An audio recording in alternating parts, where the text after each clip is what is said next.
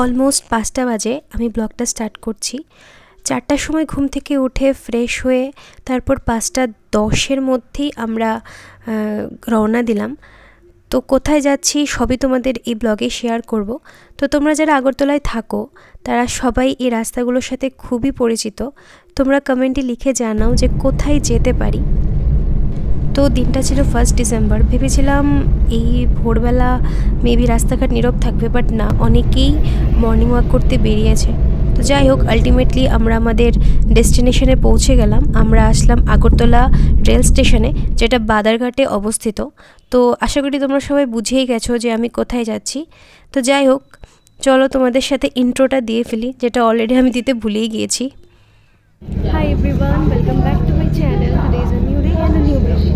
তো আশা করি তোমরা সবাই খুব ভালোই আছো। তো এখন আমি রেল স্টেশনে অলরেডি এসে পড়েছি, তোমরা দেখতেই পাচ্ছ। তো যাই হোক, আর আধা ঘন্টার মধ্যে আমাদের ডেস্টিনেশন 1-এ আমরা পৌঁছে যাব। তো অলরেডি আমাদের 2টা ডেস্টিনেশন কভার করতে হবে। তো কোথায় যাচ্ছি, কী করছি সবই তোমাদের এই ব্লগে আমি শেয়ার করবো। তো যাই হোক, লাস্ট অব্দি ব্লগটা দেখতে থাকবো, আর আশা করি তোমাদের আজকে ব্লগটা দেখতে অনেক ভালো লাগবে। তো তোমাদের বলেই ফেলি, আমরা প্রথম যাচ্ছি ধর্মনগর। তো আমাদের ট্রেন আসার কথা ছিল 6টায়। তো অলমোস্ট ঠিক টাইমেই ট্রেন এসে পড়েছে, আর আমরা অলরেডি 5:30টার সময় পৌঁছে গিয়েছিলাম। তো দেখো, আমি ট্রেনে বসে গেছি, এখন জাস্ট ট্রেন ছাড়ার অপেক্ষায় আছি। আর জাস্ট 5-10 মিনিটের মধ্যে ট্রেন ছেড়ে দেবে।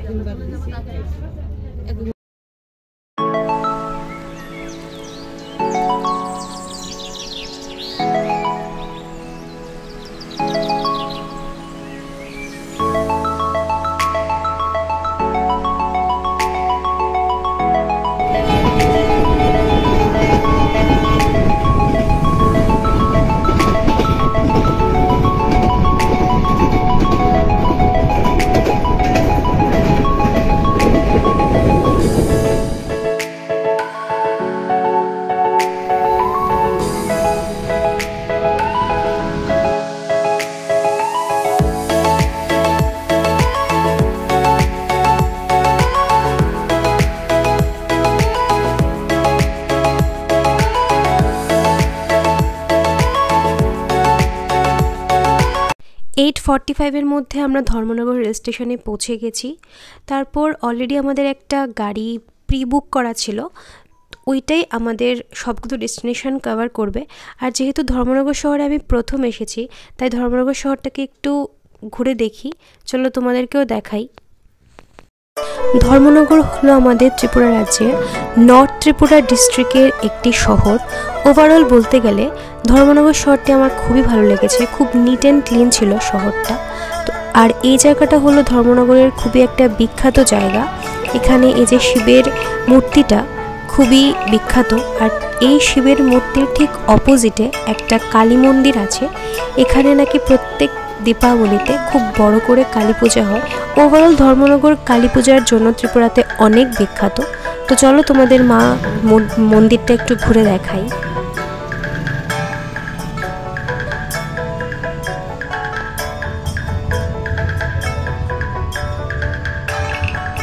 তারপর আমরা এই দোকানটা থেকে ব্রেকফাস্ট করে নিলাম।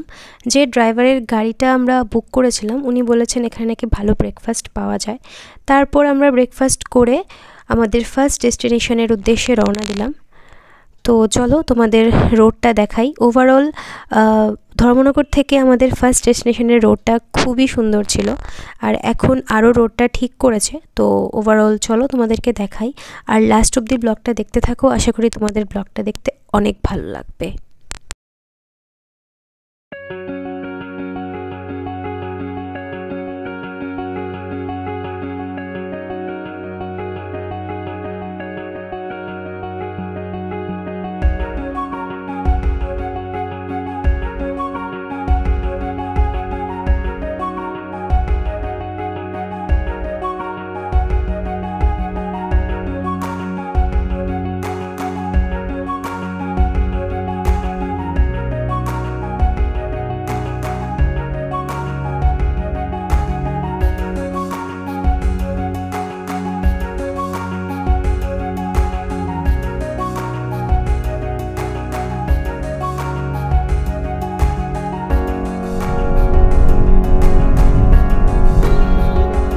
তোমরা দেখতেই পেলে ধর্মনগর থেকে কৈলাসহর যাওয়ার পথে রাস্তাটা কতটা সুন্দর।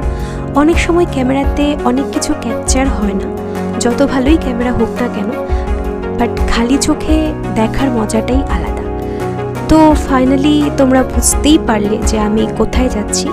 তো ফাইনালি বলেই দিই, আমি যাচ্ছি কৈলাসহর সাবডিভিশনে ঊনকোটি ট্যুরিস্ট স্পটে। ঊনকোটি ট্যুরিস্ট স্পটটি আমাদের ঊনকোটি ডিস্ট্রিক্টের, যেটা ত্রিপুরা রাজ্যের একটা ডিস্ট্রিক্ট, এটার কৈলাসহর সাবডিভিশনের মধ্যে এই ট্যুরিস্ট স্পটটা রয়েছে। তো চলো তোমাদেরকে দেখাই ওইখানে কি কি আছে, কেন এটা এত বিখ্যাত আর এটার মহত্বটা কি। ঊনকোটি বেসিক্যালি রক কার্ভিংয়ের জন্য খুবই বিখ্যাত। এখানে বাইরে থেকেও, অর্থাৎ ত্রিপুরার বাইরে থেকে, আমাদের ইন্ডিয়ার বাইরে থেকেও অনেক ট্যুরিস্টস এখানে দর্শন করতে এসেছে। এখানে 1 কোটি থেকে এক কম 59 জন দেবতার স্কাল্পচার রয়েছে, বিভিন্ন রকে ওদের কার্ভিং করে স্কাল্পচার আছে। অ্যান্ড ত্রিপুরার এই ফেমাস ট্যুরিস্ট স্পটটি 2022-তে ইউনেস্কো ওয়ার্ল্ড হেরিটেজ সাইটের টেন্টেটিভ লিস্টেও নাম মেবি এসেছে, যদি আমি ভুল না হয়ে থাকি। তো চলো এক্সপ্লোর করা যাক ঊনকোটি। তো ফাইনালি এখন আমরা ঊনকোটিতে এসে পড়লাম, তোমরা দেখতেই পেলে। তো চলো তোমাদের ভিতরে গিয়ে দেখাই সব কিছু। এটা ছিল ঊনকোটির এন্ট্রান্স পয়েন্ট। তো প্রথমেই বলি, ওরা কোনো ধরনের এন্ট্রি ফিস চার্জ করেনি, জাস্ট কোনো ধরনের ওয়াটার বটল আর ফুড আইটেমস ওরা জাস্ট এন্ট্রি করে রেখেছিল। তো আমরা যেদিন গিয়েছিলাম, মিনস 1 ডিসেম্বর, ভিড় ছিল মোটামুটি। মেবি কোনো ইনস্টিটিউশন বা কলেজ থেকে ওদেরকে, মানে স্টুডেন্টদেরকে ঊনকোটি ভিজিটের জন্য নিয়ে আসা হয়েছিল। প্রথমেই বলেছিলাম ঊনকোটি রক কার্ভিংয়ের জন্য খুবই বিখ্যাত, তাই প্রত্যেকটা পাহাড়ের গায়ে গায়ে 59 জন দেবতার মূর্তি কার্ভিং করা আছে। তো চলো তোমাদেরকে প্রত্যেকটা যতটুকু পারি ততটুকু দেখানোর চেষ্টা করব এই ব্লগে। তো তোমরা লাস্ট অব্দি ব্লগটা দেখতে থাকো, আর যারা আমার ব্লগে নতুন তারা প্লিজ সাবস্ক্রাইব করে দিও। এই যে সামনে স্কাল্পচারটা দেখতে পাচ্ছ, এটা বেসিক্যালি মহাদেবের স্কাল্পচার। এখানে প্রত্যেক দিন পুরোহিত পূজা করতে আসে, আর এর ঠিক উপরেই দেবী দুর্গার স্কাল্পচার রয়েছে। দেখো এখানে কত মানুষের ভিড়। মানুষের ভিড় বলতে মেবি এখানে লোকালসরাই আছে। আর ঠিক এর সাইডে রয়েছে একটা ঝর্ণা। এই ঝর্ণার জলটাকে নাকি অনেক পবিত্র ধরা হয়। বিভিন্ন দর্শনার্থীরা এখানে আসলে এই ঝর্ণার জল একটু হলো মাথায় ছেটায়। আর বাবা ভোলেনাথের ঠিক সাইডে এখানে নন্দীর বাবারও মূর্তি রয়েছে। এই যে আরও বিভিন্ন ধরনের এখানে মূর্তি রয়েছে, সবগুলোর নাম আমি ঠিক বলতেও পারবো না। আর এটা হলো একদম উপর থেকে তোমাদের ভিউটা দেখানোর ট্রাই করছি। আমি কতটা সিঁড়ি উঠলাম ততটা তো কাউন্ট করিনি, বাট অলমোস্ট একদম টপে যতটুকু ওঠা যায়, ঊনকোটির একদম টপ মোস্ট পয়েন্ট অবধি গেছি। তো লাস্টে অবধি ব্লগটা দেখতে থাকো, আমি সবটাই শেয়ার করেছি এই ব্লগে।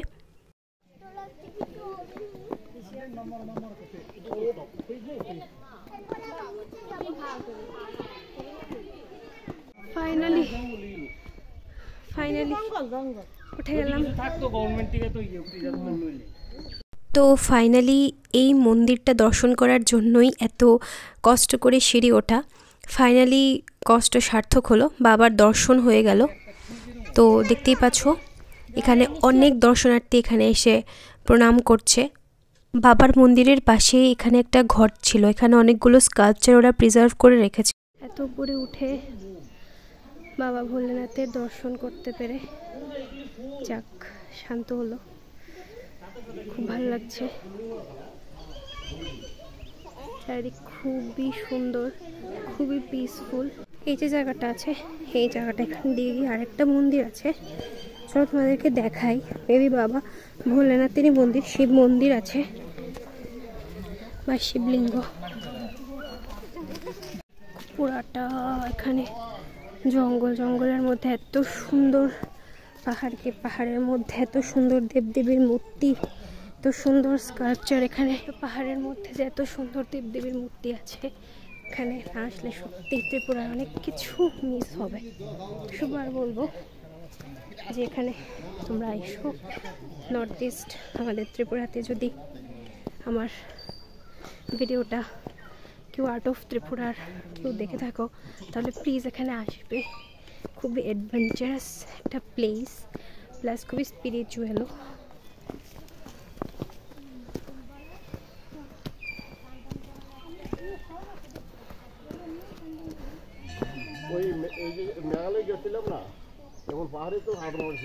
রাস্তাগুলো ভীষণই অ্যাডভেঞ্চারাস।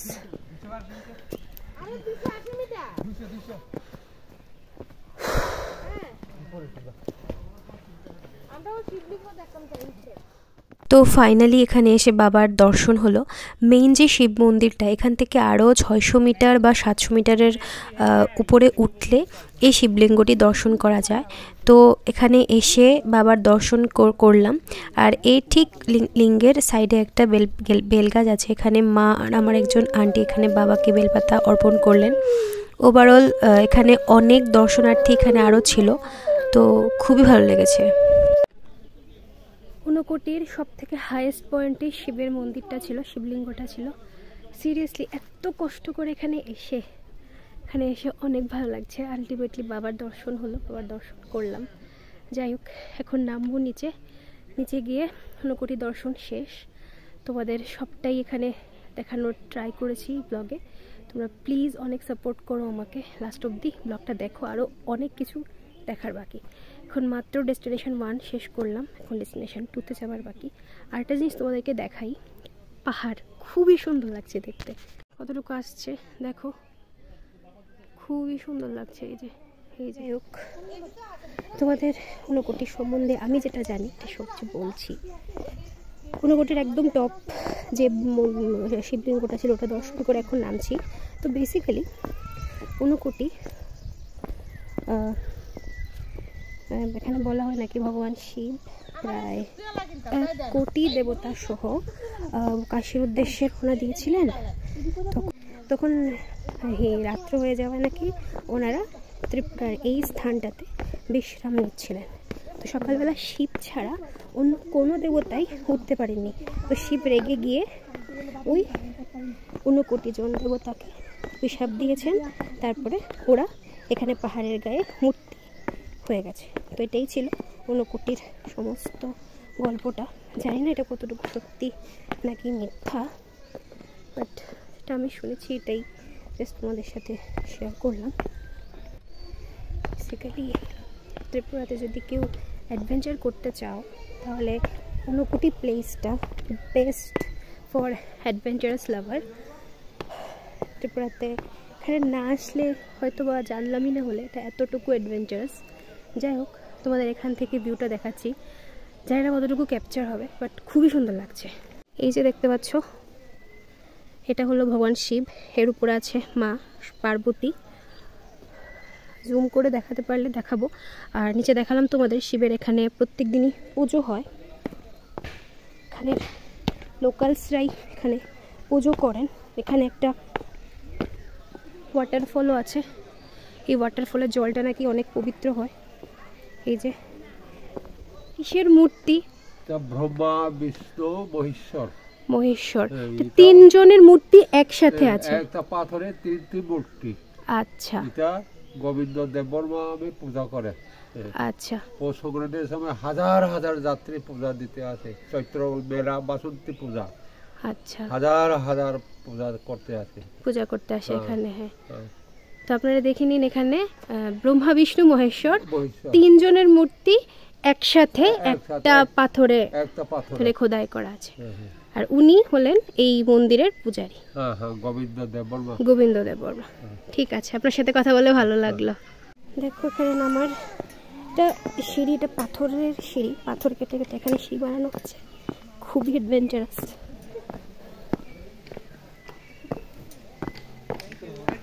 রেলিং আছে যদিও এখানে, যেখান থেকেও ভালোই দেখা যাচ্ছে। এখানে অনেক টুরিস্টরা এখানে বসেও আছে, এখানে অনেকগুলো বসার জায়গা আছে।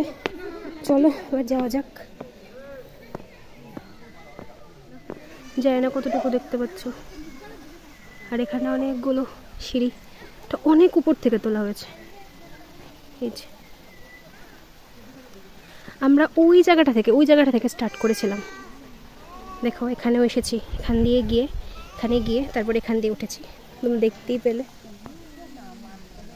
আরেকটা ঝর্ণা আছে, জানি না কতটুকু দেখা যাচ্ছে, এই যে দেখো এখানে ঝর্ণা দেখা যাচ্ছে। আর অলরেডি এখানে তিনটা গণেশের মূর্তি বলতে পারো এখানে। এই যে দেখো গণেশ 2, 3, আর এখানে মেবি এখানে নারায়ণ বা বিষ্ণুর কোনো স্কাল্পচার হবে। এখানে কোনো গাইড নেই তাই বুঝতে পারছি না। আর ঠিক গণেশের নিচে দেবী দুর্গার 10 হাত দেখা যাচ্ছে, জানি না। এই যে দেখতে পাচ্ছ, এই যে এটা। আর এখান দিয়ে কি সুন্দর ঝর্ণার জল পড়ছে। বলা হয় নাকি ঝর্ণার জল দিয়ে স্নান করতে পারলে বা মাথায় ছেটাতে পারলে খুব পুণ্য হয়, জানি না কতটুকু কি, বাট যাই হোক এটা অনেকটা বড় এরিয়া জুড়ে রয়েছে। দেখো কত উপরে।